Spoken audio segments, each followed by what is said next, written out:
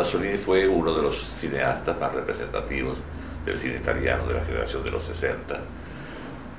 Y visto ahora y en la perspectiva del tiempo, su obra adquiere una dimensión mayor seguramente. En los comienzos fue como escritor, como literato, en definitiva empezó siendo poeta y escritor en el cotidiano. Después de eso fue libretista para películas de Fellini, Franco Rossi y otros, y después terminó haciendo sus primeras películas. Esa evolución, que es una evolución del Pasolini joven, es un tipo que nace en los años 30, al comienzo de la década del 30. Es muy interesante porque lo que hay es primero que nada un descubrimiento de la realidad social. Acatoni, Muchacho de Roma y Mamma Roma, sus dos primeras películas, es un neorrealismo donde la fuerza de la imagen, la fuerza de lo que hay en la realidad es lo que impresiona y lo que él traslada al espectador. Es decir, la fuerza de la realidad está en la realidad misma. Sus películas siguientes, y en particular su primera culminación,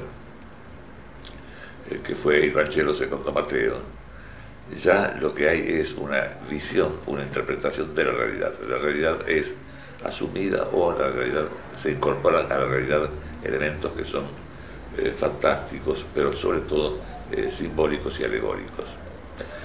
Se descompone y se reutiliza una realidad que no es la realidad bruta, directa, de un neorrealismo captado, como en Mamma Roma o en Acatoni. Ese primer cambio en su actitud como creador implica también una actitud que es la de el artista que domina su obra y los elementos de su obra, no que está sometido por las impresiones de lo que ve. Esto quiere decir que para expresarse, Pasolini lo que empieza es a integrar elementos que son los que provienen de un mundo propio, un mundo que es sus propios fantasmas.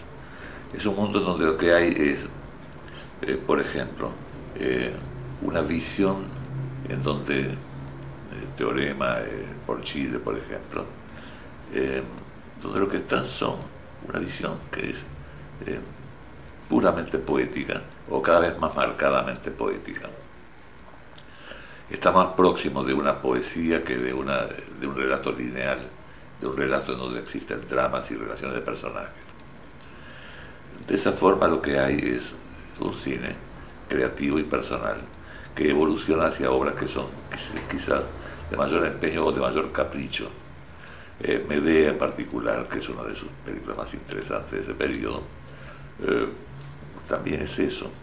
¿Cuál es la necesidad que existe esa película más allá de la subjetiva del propio autor?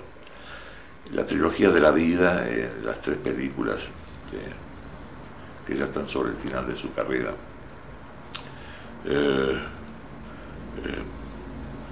es también la misma situación en donde el artista encuentra en el cine una necesidad de expresión más allá de transmitir un mensaje o un contenido.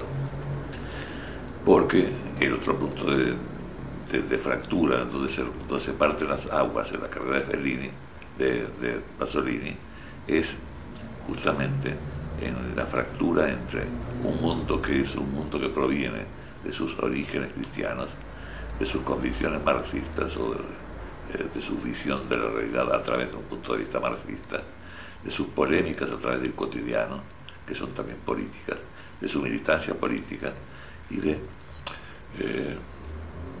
un momento no particularmente importante dentro de la realidad política y social italiana y de la historia italiana reciente, que es